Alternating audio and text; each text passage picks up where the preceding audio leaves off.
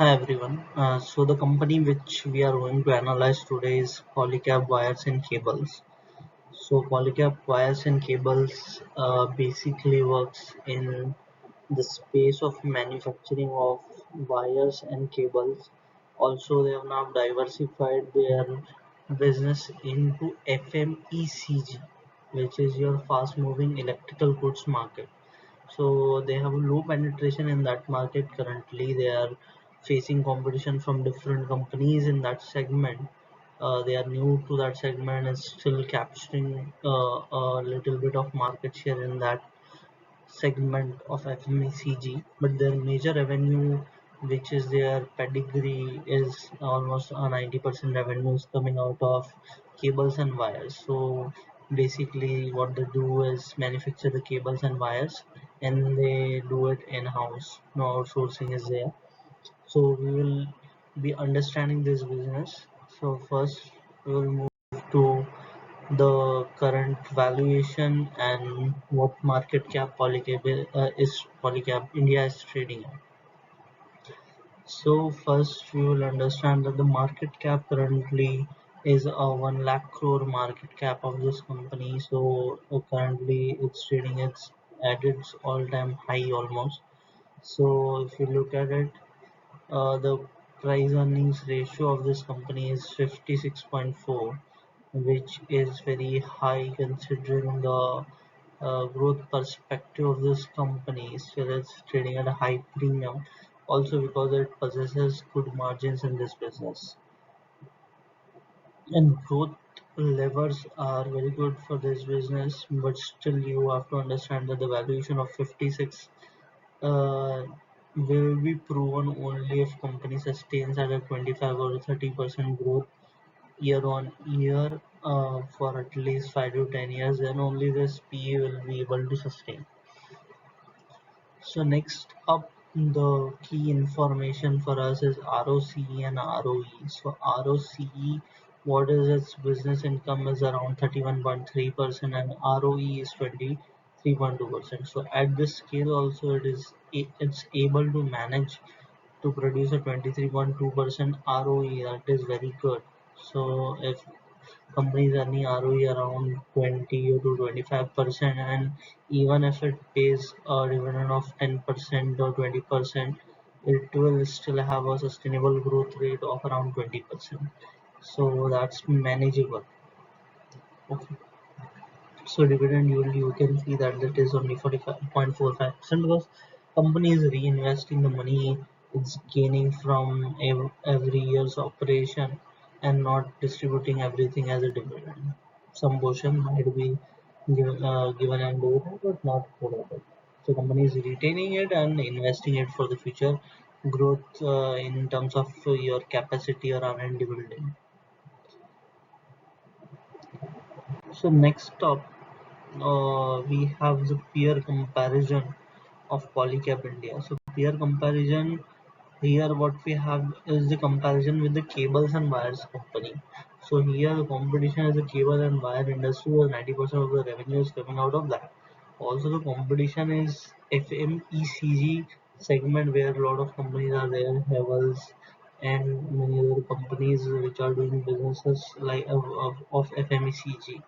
So there, the growth rate must be something different. Margins would be different. So here, the comparison is specifically for the 90% revenue which company is earning, that is out of cables and wires.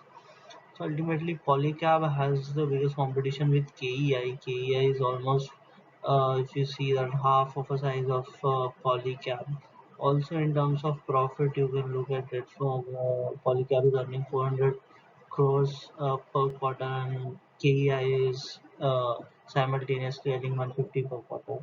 So there is a clear differentiation at what levels Polycab is and KEI is, and there are some few new companies also emerging. RR Kabel, which is recently got listed and have a good high valuation currently, and also have a good growth rate if you look at 5 years performance. So this is also good in terms of competition. So RR Kabel, Phenolics Cable, which is lower on valuation but doing good in recent quarters. So we can consider that as well as for the competition for Polycab. And if we want to look at the small cap companies, Universal Cable and Paramount Communications are the companies which will give competition to Polycab in future by increasing their capacity and gaining the market share of the unorganized segment.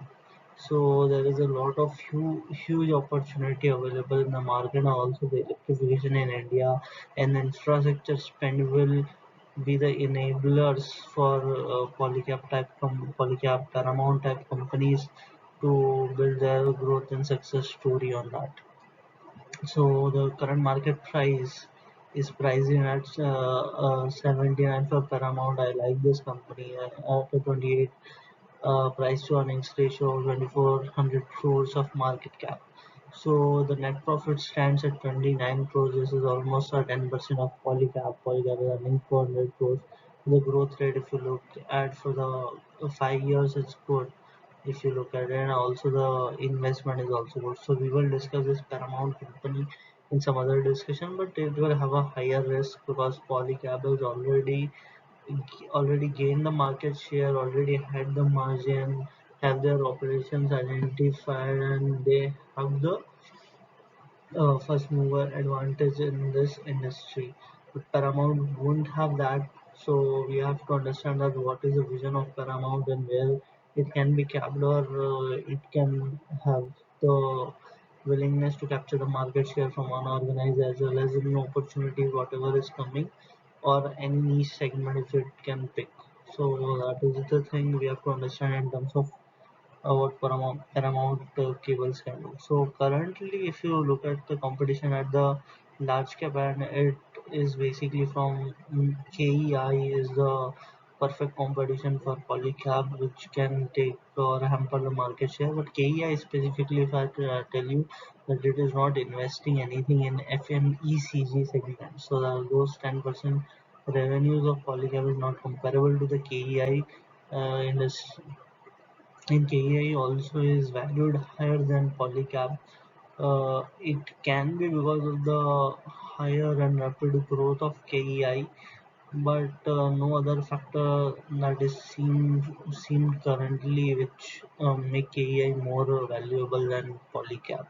Other than that, KEI has a growth potential, but it is a smaller company that only at a 40,000 market cap. It can grow at a faster rate, and which can be assumed as the reason for this higher valuation, premium valuation. And another reason can be a demerit to Polycab is I think before earlier 3 or 4 months before, if you look at the a corporate governance issue in Polycab, that emerges as the IT raids for 200 crores of non-reported revenue has occurred. Company has told that it has not done anything like that, or the company has received any notice regarding that. So that was quashed, and the share went downhill from there, and then again I think went up. So that corporate governance issue might be a risk factor or triggering factor for some investors who sell off their shares. So that's why the valuation of the attract